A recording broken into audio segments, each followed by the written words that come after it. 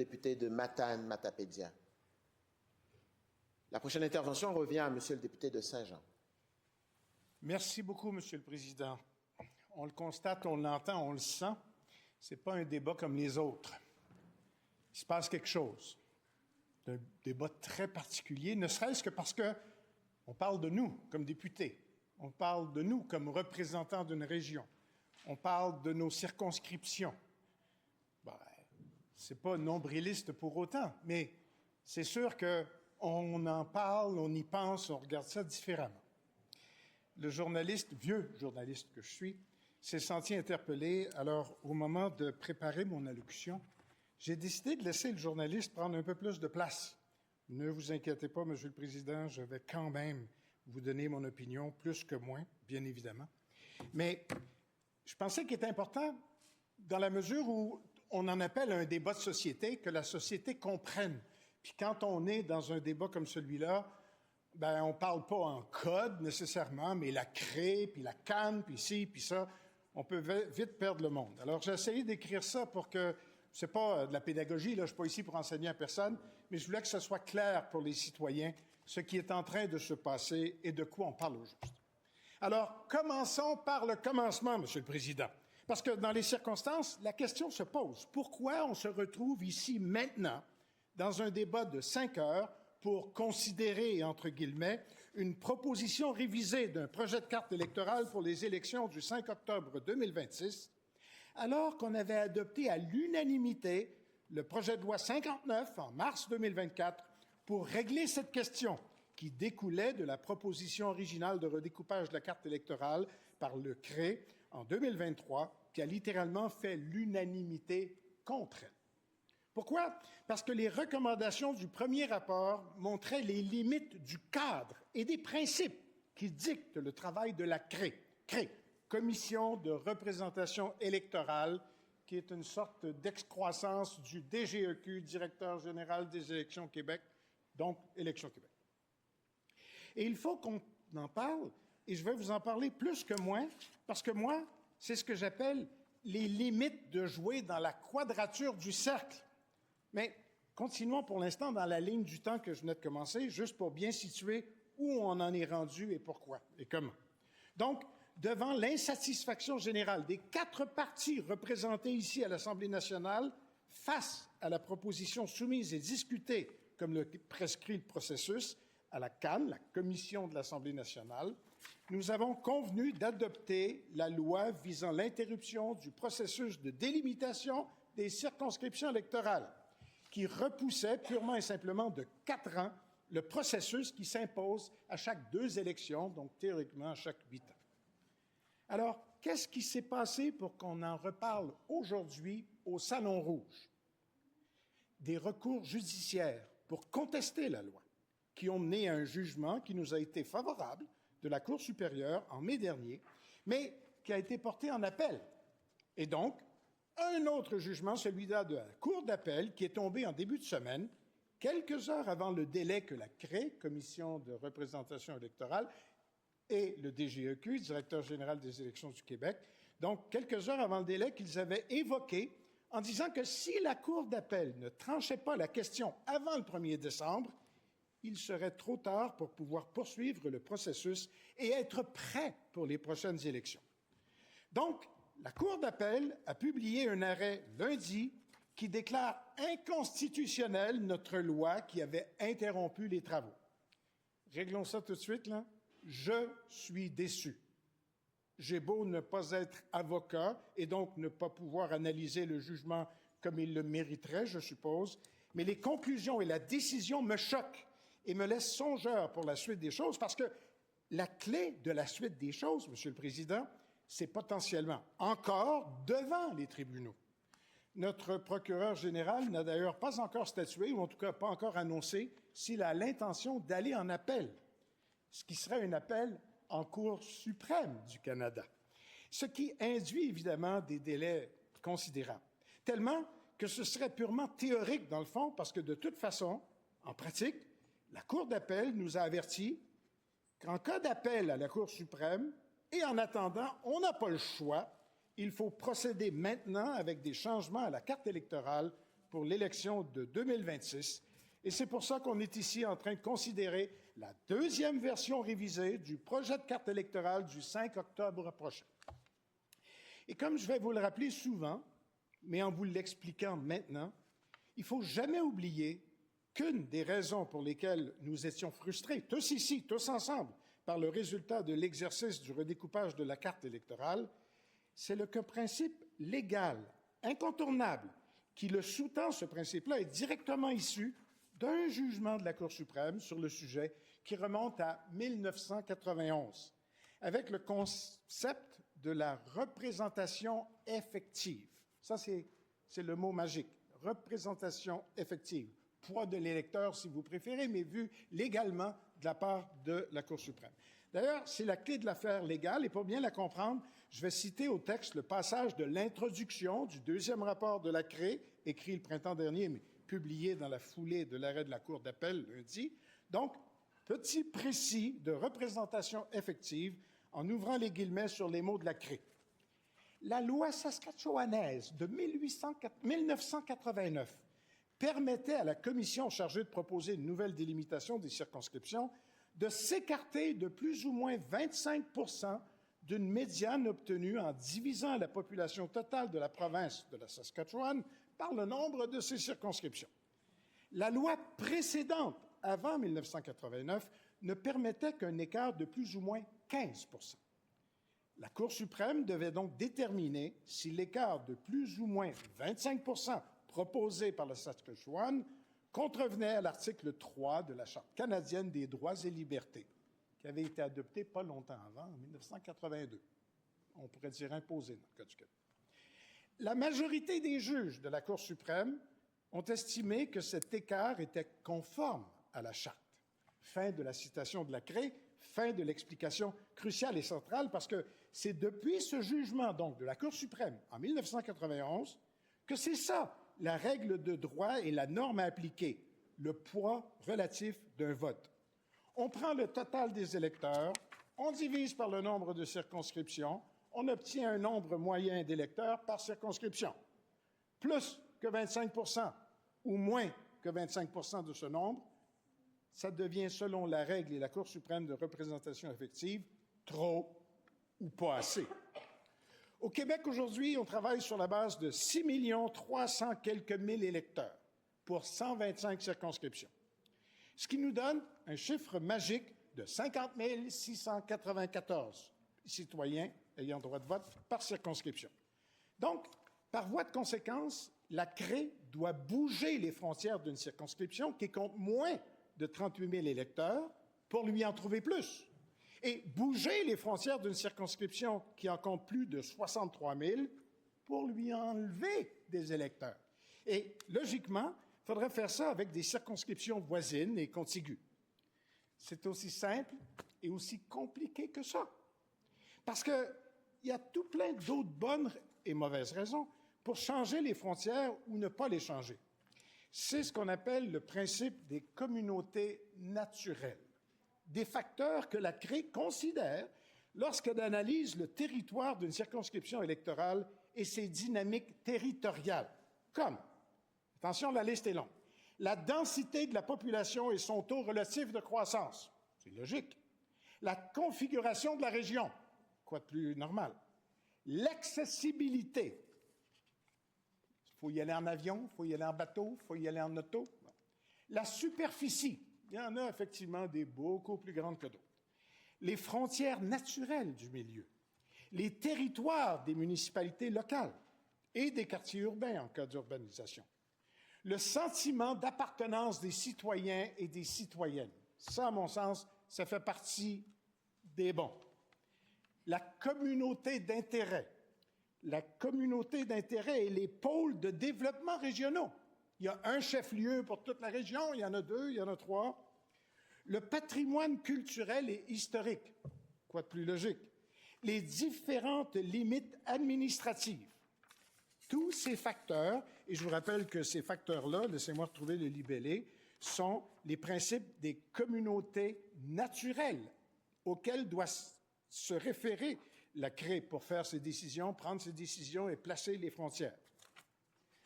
Tous ces facteurs ont évidemment leur pertinence et leur importance.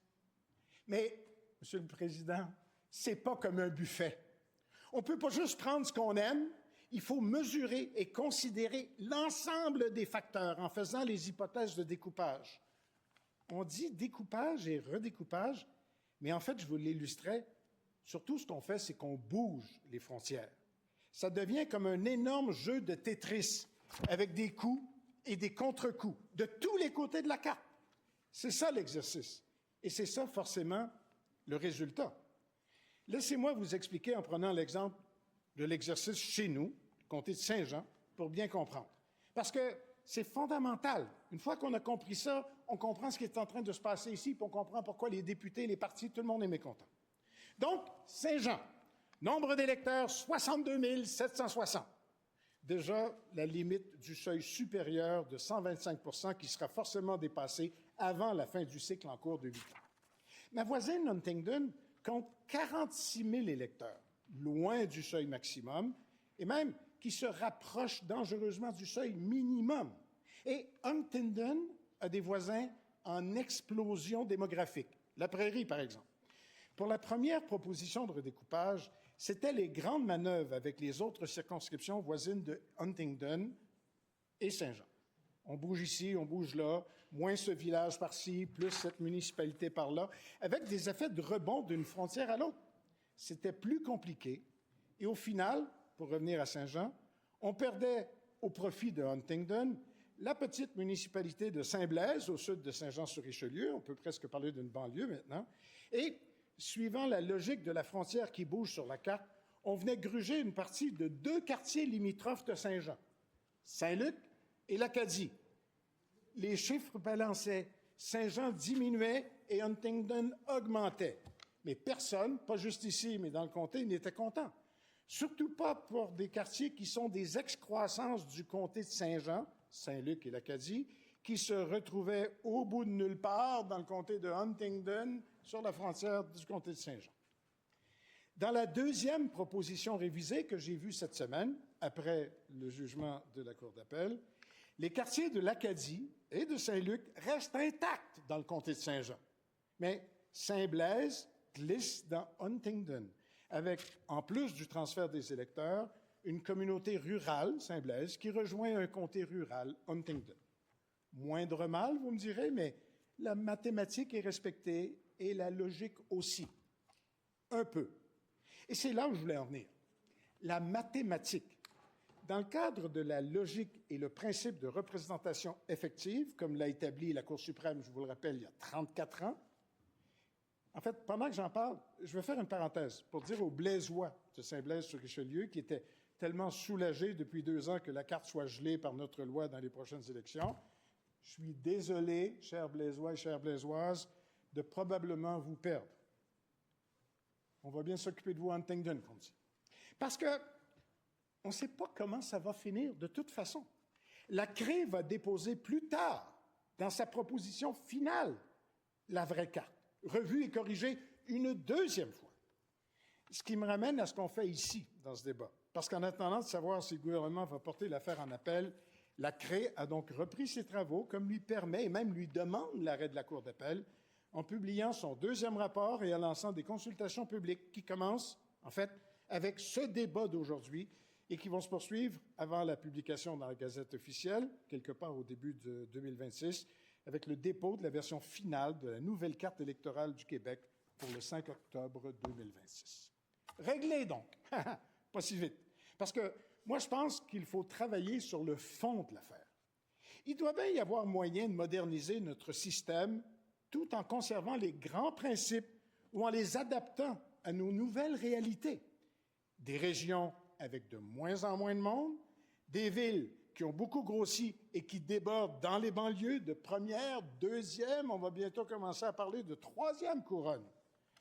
J'avais abordé la question et même évoqué des pistes à explorer au moment des audiences de la CRE à la CAN, commission de répartition de la carte électorale, et la commission de l'Assemblée nationale, où la CRE était venue en audience avec les députés qui voulaient lui parler. Donc, avant qu'on vote, nous tous, ici, en cette Chambre, pour la loi qui imposait une pause, dont on a parlé, et qui conservait la dernière carte électorale pour 2026, je disais à la CRE, et là, je me cite, « Je suis très conscient du carcan que la loi vous impose et des critères et considérations qui régissent et guident vos hypothèses et les arbitrages qui viennent avec. C'est pourquoi je veux vous répéter ici ce que je vous avais déjà dit en consultation publique, parce qu'il y avait eu des consultations publiques, et puis il y avait eu pas mal de monde, dont votre humble serviteur, à savoir que je suis de ceux qui pensent que le moment est probablement venu de repenser la représentation électorale au Québec.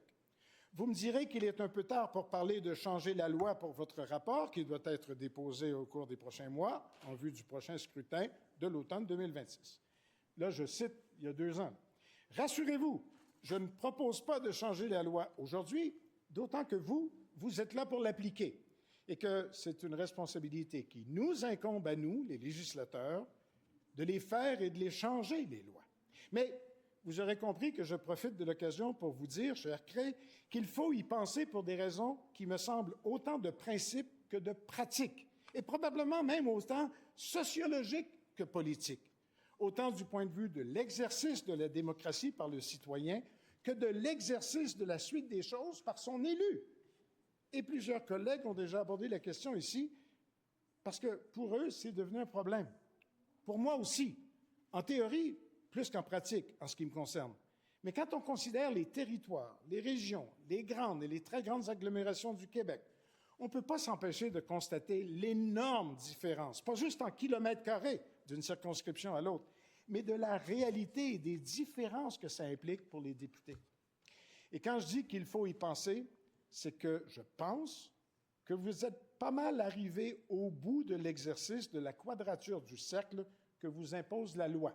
Je disais ça à la CRE il y a 2 ans. Et je terminais en disant, en tout respect pour les décisions de la Cour suprême au sujet du sacro-saint et légal principe de la représentation, sur lequel les juges se sont prononcés il y a un bon bout de temps déjà, il me semble qu'avec 9 millions d'habitants et des régions plus éloignées qui perdent toujours de plus en plus de poids, il faut remettre plusieurs choses en question. Le travail de la CRE, votre travail, parce que légalement conditionné par un nombre d'électeurs idéal qui représente la moyenne à essayer de respecter à plus ou moins 25 %, une médiane, ça, c'est une chose.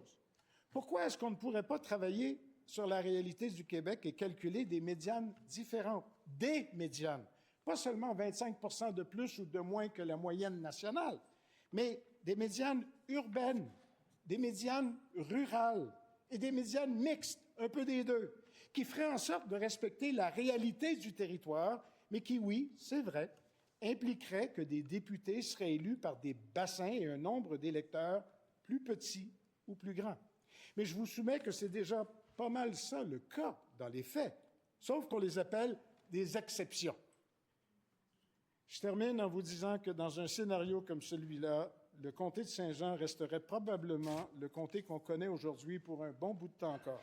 Mais surtout que pour l'ensemble de l'œuvre au Québec, vous ne seriez pas obligé et que vous n'auriez pas l'odieux de nous proposer à tous les 8 ans de fermer des circonscriptions en campagne pour en ouvrir plus en ville, et surtout que plutôt que d'avoir des exceptions qui confirment la règle, comme on dit, qu'on aurait des règles modernes adaptées à la réalité de ce qui est devenu notre territoire et, je l'espère, de ce que pourront devenir nos régions dans le respect de leurs spécificités. Vous aurez compris, et je conclus à la CRE devant la CAN il y a 2 ans, que je joins ma voix à mes collègues de la Gaspésie et des autres grands perdants de votre exercice de cette année, parce que la loi étant ce qu'elle est, vous êtes condamnés à faire balancer les chiffres de la colonne de droite de vos fichiers Excel. Fin de mon autocitation du moment, mais pas fin de mon appui à mes collègues et leurs citoyens qui se retrouvent écartelés dans des territoires impossibles, ou coincés entre 2 ou 3 circonscriptions qui les font disparaître pour réapparaître ailleurs où on les attendait. Pourquoi au juste? Pour ne pas dépasser le fameux 125 %, comme on ferme celles qui glissent trop sous le seuil minimal pour les regrouper en faisant 2 circonscriptions à partir de 3 ou 4. Et tout ça à cause de la règle, je vous le rappelle, de la représentation effective de la Cour suprême en 1991. Je vous ai expliqué et illustré même si ce dont on parle, il ne faut pas l'oublier, c'est du poids relatif d'un vote dans notre démocratie qui est loin d'être parfaite, la démocratie, donc le poids du vote non plus. on pourrait parler, par exemple, du mode de scrutin. Je n'étais pas contre. On pourrait aussi trouver une meilleure idée que la mienne pour faire coller la règle de façon moderne, logique et respectueuse aux différents territoires.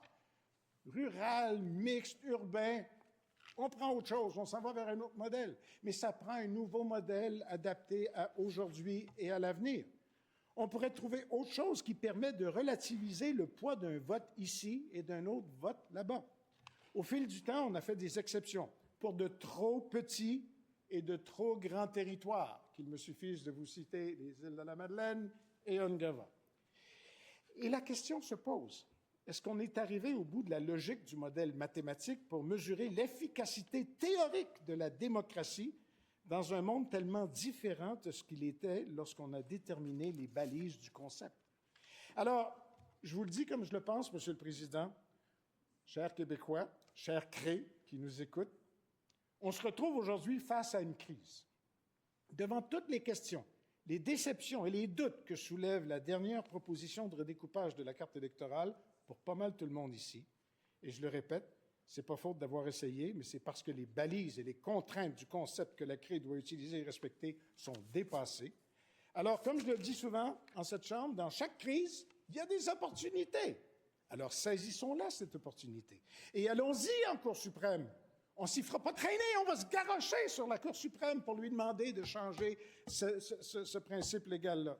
Mettons-nous au travail pour remettre au jeu la représentation effective, en mettant de l'avant un nouveau concept de la représentation juste des électeurs, de la représentation juste des électeurs et de leur poids démocratique, sur lequel on pourra se mettre d'accord en partant de notre réalité et de notre volonté de nous doter d'une Assemblée nationale qui correspond à notre histoire, qui correspond à notre territoire et qui correspond à nos ambitions d'un Québec démocratique, juste aussi.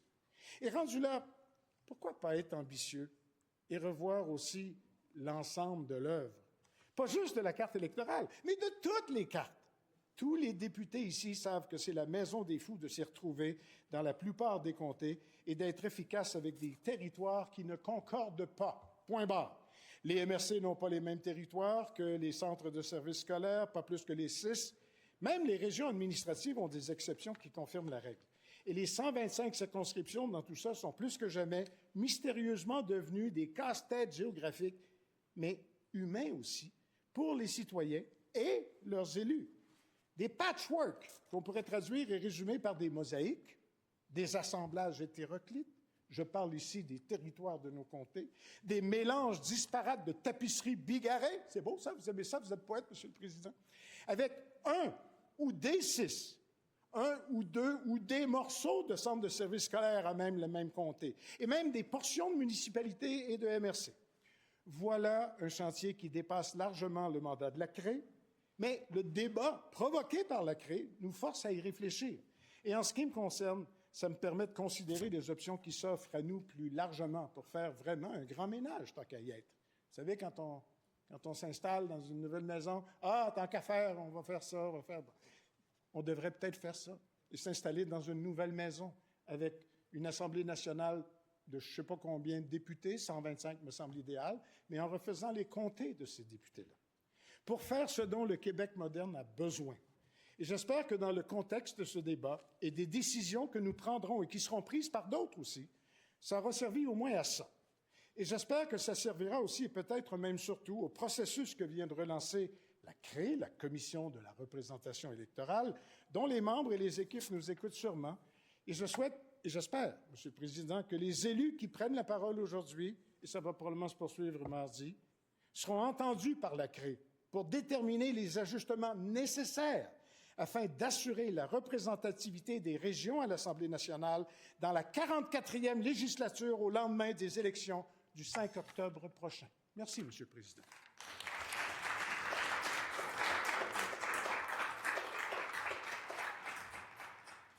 Merci, Monsieur le député de Saint-Jean.